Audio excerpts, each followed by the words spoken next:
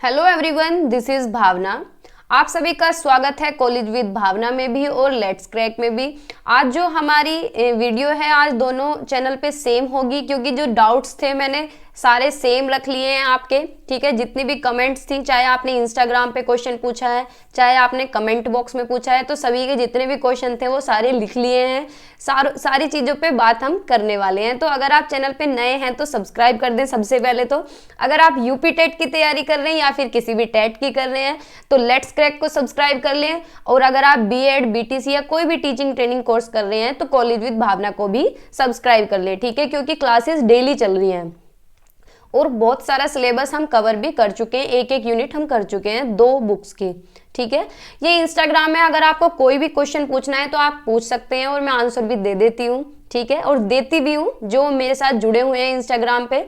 ठीक है, ये टेलीग्राम है फर्स्ट चैनल का और दूसरे चैनल का जो टेलीग्राम है वो है कॉलेज विद भावना। तो अगर आपने नई ज्वाइन किया है तो उसे भी कर लें, जो बीएड वाले स्टूडेंट्स हैं।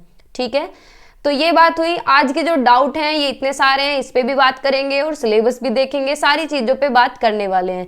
तो सभी के मतलब किसी का डाउट था कि यूपी टेट क्या है, टेट दें या फिर सी टेट दें, कौन सा फायदेमंद है, कौन सा ज़्यादा इजी है, कौन सा हार्ड है। ठीक है, यूपी टेट कौन दे सकता है, कौन कौन भर सकते हैं फॉर्म, हम बीएड फर्स्ट ईयर में हैं या फिर डीएलएड में हैं या फिर बीएलएड के फर्स्ट सेमेस्टर में हैं तो हम यूपी टेट का फॉर्म डाल सकते हैं क्या। ठीक है, और एक कमेंट और थी कि यूपी टेट पास होने पर क्या हम सुपर टेट दे सकते हैं। ठीक है, और यूपी टेट कब तक आएगा। तो ये जितने भी सारे क्वेश्चन है सारे मैंने रख लिए हैं, सारों पे बात करेंगे। देखो, बेसिकली जो टेट होता है वो 2 कैटेगरी में होता है। ठीक है भाई, 2 कैटेगरी में होता है, एक तो स्टेट लेता है टेट और एक सेंट्रल लेवल पे होता है। ठीक है, जो सेंट्रल लेवल पे होता है उसे सी टेट बोलते हैं हम। ठीक है, जो अभी गया है। और जो स्टेट लेवल का होता है सभी स्टेट अपने अपने कराते हैं, जैसे यूपी टेट है, बिहार टेट है, हरियाणा टेट है, तो सभी अपने अपने कराते हैं। जैसे कि यूपी टेट आने वाला है तो हम बेसिकली बात करने वाले हैं यूपी टेट की। ठीक है, ये एलिजिबिलिटी टेस्ट है, इसमें पास होने के बाद आप कोई भी टीचिंग का जो भी एग्जाम आएगा, जो भी वैकेंसी आएंगी उसमें फॉर्म डाल सकते हैं आप, सिर्फ यूपी में। ठीक है, अगर आपका यूपी टेट पास है तो सिर्फ यूपी में जितनी भी वैकेंसी आएंगी उसमें आप फॉर्म डाल सकते हैं। ठीक है, तो एलिजिबिलिटी टेस्ट है ये, इससे कोई भी नौकरी आपको नहीं मिलेगी। ठीक है, अब फायदेमंद कौन सा है, सी टेट है या फिर यूपी टेट है। देखो, ज्यादा तो फायदेमंद सी टेट ही है, क्योंकि अगर आपका सी टेट पास है और यूपी टेट आपका पास नहीं है तो भी आप यूपी में फॉर्म अप्लाई कर सकते हैं। ठीक है, और अगर आपका यूपी टेट पास है, सी टेट पास नहीं है तो आप दिल्ली की किसी भी वैकेंसी में फॉर्म नहीं डाल सकते। ठीक है, यूपी टेट पास है तो सिर्फ स्टेट लेवल की जितनी वैकेंसी है टीचिंग की, उन्हीं में ही एग्जाम दे पाएंगे, उन्हीं में फॉर्म डाल सकते हैं। ठीक है, ये चीज क्लियर है। अब इजी कौन सा है, देखो, अगर आपका पेडागोजिकल एस्पेक्ट अच्छा है, यानी आपकी सीडीपी पे पकड़ अच्छी है, आपको पेडागोजिकल एस्पेक्ट ज्यादा अच्छे से समझ आता है, तो आपके लिए सी टेट ईजी है, क्योंकि वहां पे 90 नंबर की पेडागोजी आती है। ठीक है, और अगर आपके बेसिक अच्छे हैं, बेसिक हिंदी अच्छी है, इंग्लिश अच्छी है, ईवीएस अच्छी है, बेसिक मैथ अच्छा है और बीएड आपने बहुत अच्छे से की है, बीएड की सारी थ्योरी आपको पता है कि किसने कौन सी थ्योरी दी है, तो आपके लिए यूपी टेट ईजी है। ठीक है, तो ये सिंपल सी बात है।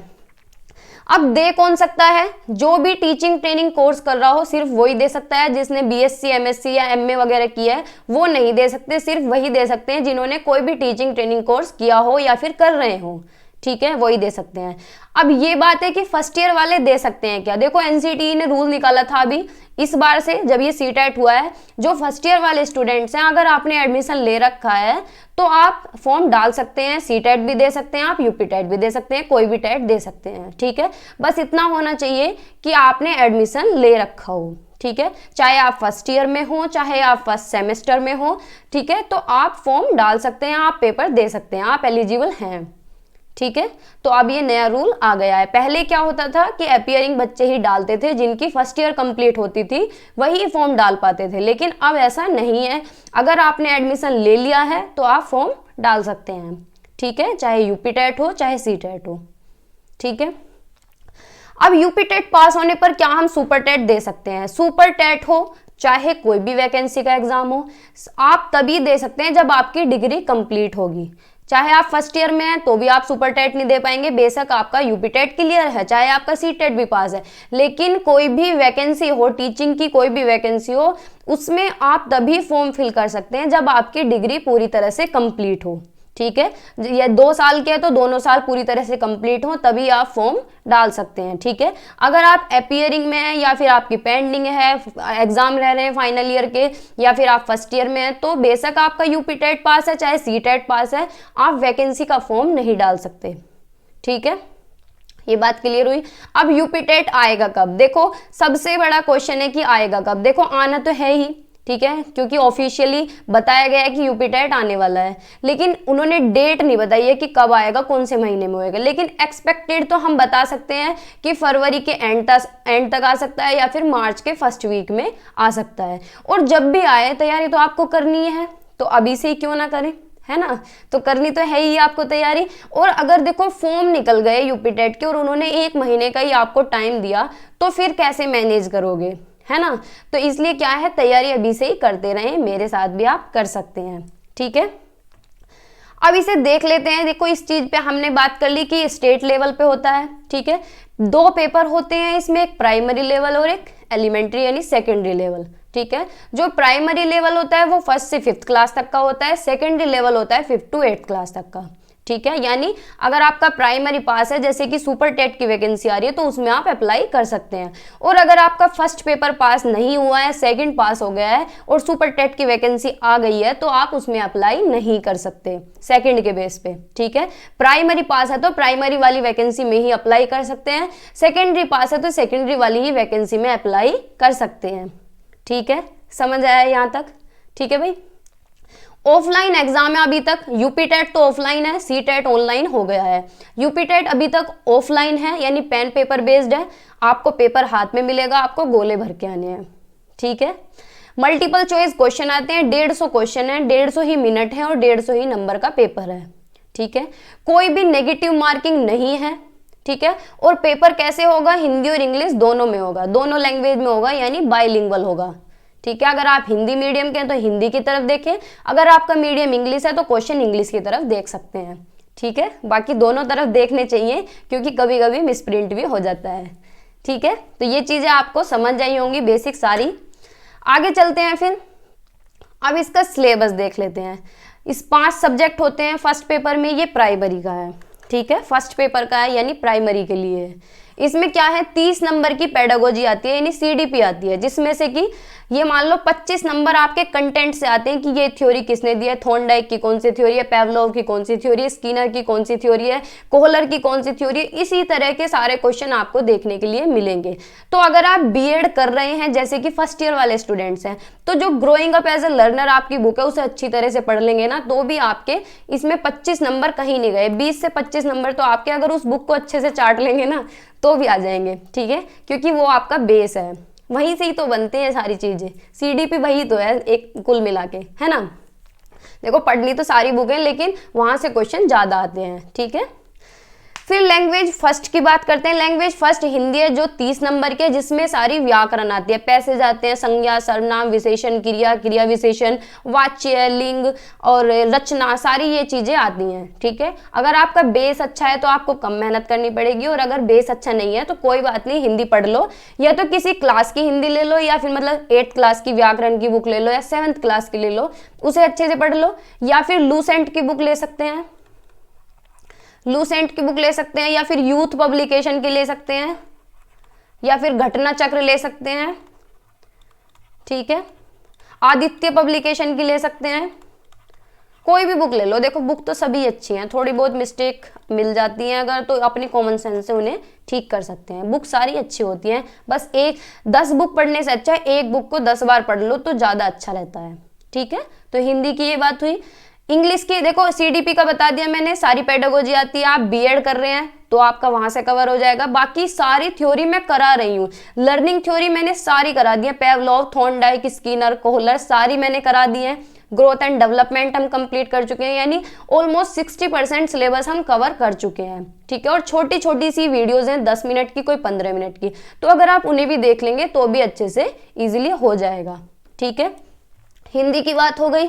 इंग्लिश की बात कर लेते हैं, 30 नंबर की इंग्लिश है। इसमें भी सारी ग्रामर आती है, noun, pronoun, verb, adverb, adjective, सारे ये आते हैं। टेंस भी आते हैं, टेंस से हर बार क्वेश्चन आता है भाई, ठीक है। तो ये आप कहाँ से कर सकते हैं, कोई भी ग्रामर की बुक हो, किसी बच्चे की ग्रामर की बुक ले लो, या फिर केडी कैंपस की बुक, अगर आपके घर में किसी ने तैयारी की हो तो केडी कैंपस की जो बुक है उससे भी आप पढ़ सकते हैं, ठीक है। आपकी इंग्लिश यहाँ से हो जाएगी।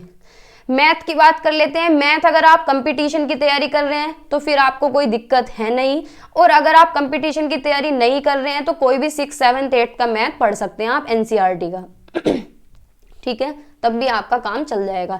ईवीएस की बात कर लेते हैं। ईवीएस इसमें थोड़ी सी मिक्स देते हैं, हिस्ट्री भी दे देते हैं, ज्योग्राफी दे देते हैं, पॉलिटी भी देते हैं, और एनवायरमेंट का भी पोर्शन होता है, यानी इकोलॉजी, ठीक है। तो ये तो आपको पढ़नी पड़ेगी, 5th क्लास की भी, 6th क्लास की भी, 7th क्लास की भी, एसएसटी भी और साइंस भी, ठीक है। और 5th क्लास में वो ईवीएस कहलाती है, 6th क्लास में जाके वो साइंस बन जाती है, ठीक है। तो ये हुआ आपका 150 नंबर का पूरा कंटेंट। पास कितने पे होते हैं, 90 नंबर आपको पास होने के लिए चाहिए। अगर आप जनरल कैटेगरी से हैं तो आपको 90 नंबर यानी 60% नंबर आपको चाहिए, ठीक है भाई। और अगर आप ओबीसी से हैं तो आपको 82 नंबर चाहिए और 55% मार्क्स आपके होने चाहिए, ओबीसी हो, एससी एसटी हो, ठीक है। ये पास होने का क्राइटेरिया है, लेकिन कोशिश करना कि नंबर अच्छे ला सकें, ठीक है। क्यों ला सकें, क्योंकि इस बार अभी रूल चेंज हुआ है, अभी मतलब नोटिस आया था कि जो सुपर टेट होगा उसमें सी टेट के नंबर जुड़ेंगे, ठीक है। तो अब क्या पता आगे ऐसा रूल आ जाए कि यूपी टेट के नंबर भी जुड़ेंगे, ठीक है। तो अपनी मेहनत पूरी करें। दूसरी बात, जो ये 5 सब्जेक्ट हैं, अगर ये बहुत अच्छी तरह आप कवर कर लेते हैं तो सुपर टेट में आपका 50% सिलेबस कवर हो जाता है, क्योंकि सेम टॉपिक है, सेम बिल्कुल, ठीक है। तो आपका 50% यहाँ से कवर हो जाएगा, ठीक है। और ये वाला यूपी टेट आपके लिए क्यों इंपॉर्टेंट है, देखो सेकंड ईयर वालों के लिए तो काफी इंपॉर्टेंट है, क्योंकि सेकंड ईयर वाले पास होने वाले हैं, पेपर होने वाले हैं उनके, और क्या पता जब तक पेपर होए तब तक यूपी टेट तो वो दे ही देंगे, पेपर होते ही क्या है, क्या पता वैकेंसी आ जाए, और आएगी वैकेंसी क्योंकि इलेक्शन आ रहे हैं, ठीक है। तो सेकेंड ईयर वालों के लिए तो काफी इंपॉर्टेंट है ये वाला यूपी टेट, ठीक है भाई। अब सेकेंड पेपर की बात करते हैं। सेकंड पेपर में क्या होता है, 3 सब्जेक्ट आपके बिल्कुल कॉमन रहते हैं, यानी सेकेंडरी वाला पेपर है। 30 नंबर की सीडीपी है, सेम वही पढ़ेंगे, वही इसमें आती है, ठीक है। लैंग्वेज फर्स्ट जो है हिंदी सेम है, जो उसमें पढ़ेंगे वही क्वेश्चन इसमें आते हैं। Language second Hindi, English, Urdu और संस्कृत, तीनों में से कोई सी एक ले सकते हैं, सेम वही है, यानी ये तीनों सब्जेक्ट आपके सेम है, कुछ भी अलग आपको नहीं पढ़ना है, ठीक है। अलग क्या है, मैथ, साइंस और एसएसटी। जो साइंस बैकग्राउंड के बच्चे हैं, यानी जिसने बीएससी की है या फिर बीएससी किसी भी सब्जेक्ट से किया है, या फिर साइंस का कुछ भी बच्चा बीएससी ऑनर किया हो या कोई भी बीएससी की हो, तो उन्हें क्या मिलेंगे, मैथ एंड साइंस मिलेंगे। बेशक आपने बायो से बीएससी की है, लेकिन आपको सब्जेक्ट मैथ और साइंस ही मिलेंगे 60 नंबर के, ठीक है। और एसएसटी क्या है, जो आर्ट बैकग्राउंड के हैं, चाहे आपने कॉमर्स की, चाहे आपने बीबीए की है, चाहे आपने बीसीए की है, कुछ भी किया हो, आर्ट में ही आते हैं, तो ये क्या है, एसएसटी 60 नंबर की आपको वहां मिलेगी, ठीक है। चाहे आप कॉमर्स बैकग्राउंड से हो, चाहे आप आर्ट बैकग्राउंड से हो, चाहे आप होम साइंस से हो, ठीक है। तो ये सब आर्ट के अंदर ही कंसिडर किए जाते हैं, तो 60 नंबर की आपको एसएसटी मिलेगी, ठीक है। तो ये आपके 150 नंबर हो गए। पढ़ना कहाँ से है ये मैंने सारा बता दिया है। और इसमें क्या है, हिंदी में, इंग्लिश में और मैथ में, इनमें 5-5 नंबर की पेडागोजी आती है। जो सी टेट में मैंने मैराथन कराई हुई है वो देख लीजिए, 5-5 नंबर की पेडागोजी वहां से कवर हो जाएगी। हिंदी की भी करा रखी है, इंग्लिश की भी करा रखी है, मैथ की भी करा रखी है और ईवीएस की भी कराई हुई है, ठीक है। और साइंस की भी कराई हुई है, ठीक है। अगर आप मैराथन देख लेंगे 5 नंबर की आती है, ज्यादा नहीं आती, एक मैराथन से आपका काम हो जाएगा, ठीक है। तो ये सारा पैटर्न था। अब इसका सिलेबस डिस्कस कर लेते हैं। अब एक बार इसका सिलेबस और देख लो, वैसे मैंने सारा बता दिया है, लेकिन एक बार आप गो थ्रू कर लेंगे तो आपको ये लगेगा कि हाँ दिख गया। देखो फर्स्ट चैप्टर है चाइल्ड डेवलपमेंट, यानी चाइल्ड डेवलपमेंट में क्या है, सारा ग्रोथ एंड डेवलपमेंट पूरा चैप्टर है। Physical development, mental development, emotional development, ठीक है। सारे डेवलपमेंट के प्रिंसिपल और कौन कौन से फैक्टर इन्फ्लुएंस करते हैं, ठीक है। हम भी इसे कंप्लीट कर चुके हैं और आप बीएड की जो growing up as a learner है उसका भी सेकेंड यूनिट कर सकते हैं, ठीक है। तो वहां से आपका ये कवर हो जाएगा। सेकेंड जो है meaning of principle and learning, यानी लर्निंग सारी थ्योरीज हैं, मैंने लर्निंग सारी करा दी है, लर्निंग क्या होती है, कौन कौन से फैक्टर अफेक्ट करते हैं, कौन से मेथड्स हैं लर्निंग के, रूल्स क्या हैं, और सारी थ्योरी, थॉर्नडाइक की थ्योरी, पेवलोव की थ्योरी, स्किनर की थ्योरी, कोहलर की थ्योरी, वाइगोत्स की, ठीक है। लर्निंग कर्व ये टॉपिक हमारा बचा हुआ है, बाकी सारे हमने कर लिए हैं, ठीक है। लर्निंग कर्व के अंदर क्या है, इसके मीनिंग, टाइप और प्लेट्यूज आ जाते हैं, ठीक है। तो इसे भी हम कंप्लीट कर चुके हैं, ठीक है। टीचिंग मेथड्स ये अब हम करेंगे आगे, जितना भी सिलेबस बच रहा है वो हम करेंगे। टीचिंग मेथड सारे पढ़ने होते हैं आपको। Inclusive education and guidance and counselling, देखो जो बीएड वाले हैं वो इंक्लूसिव एजुकेशन आपका यहीं से ही काम हो जाएगा, ठीक है। बाकी मैं भी आपको कराऊंगी तो आप वहां से भी कर सकते हैं, ठीक है। तो ये सिलेबस है, देख लीजिए, मैं आपको टेलीग्राम पे भी दे दूंगी। लर्निंग एंड टीचिंग यानी बच्चों के बारे में कि बच्चे कैसे सोचते हैं, कैसे अगर फेल होते हैं तो उसमें किसकी मिस्टेक होती है, तो ये सारी चीजों पे हम बात करेंगे, ठीक है। तो ये टॉपिक है। मोटिवेशन की सारी थ्योरीज हमें अच्छी तरह देखनी है, क्योंकि मोटिवेशन से भी बहुत सारे क्वेश्चन आते हैं, ठीक है। 2 क्वेश्चन तो आते ही आते हैं। फिर हिंदी की देख लीजिए। हिंदी में जैसा कि मैंने बताया कि ग्रामर आती है, हिंदी वर्णमाला, वाक्य रचना, संज्ञा, सर्वनाम, विशेषण, क्रिया, क्रिया विशेषण, ये सारा हिंदी का सिलेबस है, ठीक है। आगे चलते हैं। हिंदी में क्या है, ये पेडागोजी का है। देखो पेडागोजी मैंने जो कराई हुई है आपकी वहीं से ही हो जाएगी, क्योंकि 5 नंबर की पेडागोजी आती है, ठीक है। इंग्लिश में क्या है, देखो अनसीन पैसेज है, subject, predicate, kind of sentences, noun, pronoun, adverb, adjective यानी पार्ट्स ऑफ स्पीच सारे, tense, article, punctuation, word formation, active, passive, singular, plural, gender, और क्या है, एरर्स भी पूछे जाते हैं, ठीक है, क्योंकि एरर्स इन्हीं के अंदर काउंट हो जाते हैं, ठीक है। उर्दू का आप देख लेना, मुझे कोई आइडिया नहीं है उर्दू का भी और संस्कृत का भी, ठीक है। अब ये इसकी पेडागोजी है इंग्लिश की। पेडागोजी मैंने इंग्लिश की बहुत अच्छे से कराई थी सीटेट की, और मैराथन भी आप देख सकते हैं, ठीक है। 5 नंबर की आएगी, वहां से क्लियर हो जाएगा सारा। अब मैथ की बात कर लो। देखो मैथ में सिंपल है, ये 5th 6th तक का मैथ आप पढ़ सकते हैं, ठीक है, वहां से आपका मैथ हो जाएगा। और मुझे मैथ से बहुत डर लगता है ठीक है, लेकिन मैथ की पेडागोजी अच्छी लगती है। पेडागोजी मैंने आपको करा दी है, बाकी दोबारा भी करा दूंगी, ठीक है। ये ईवीएस है। ईवीएस में आपको क्या पढ़नी है, हिस्ट्री पढ़नी है, ज्योग्राफी, सिविक्स और एनवायरनमेंट पढ़नी है, जिससे कि 30 क्वेश्चन बन के आते हैं, ठीक है। 6 7 तक की पढ़ लेंगे तो भी चल जाएगा काम। फर्स्ट पेपर की बात कर रहे हैं। और ये पेडागोजी है, पेडागोजी मैंने करा रखी है ईवीएस की, आप देख सकते हैं, ठीक है। तो ये था प्राइमरी का सिलेबस। बस आज की वीडियो में इतना ही रखते हैं। अगर आप चैनल पे नए हैं तो सब्सक्राइब करके ही जाएं। अगर बीएड बीटीसी वाले हैं तो कॉलेज विद भावना को भी सब्सक्राइब कर लें। और अगर यूपी टेट की तैयारी कर रहे हैं या फिर यूपी टेट नहीं देंगे तो सी टेट की तैयारी करेंगे आगे, तो आप लेट्स क्रैक को सब्सक्राइब कर लें, ठीक है। अपना सपोर्ट बनाए रखें। Bye bye, take care. हंसते रहिए, मुस्कुराते रहिए और थोड़ा बहुत पढ़ाई भी करते रहिए।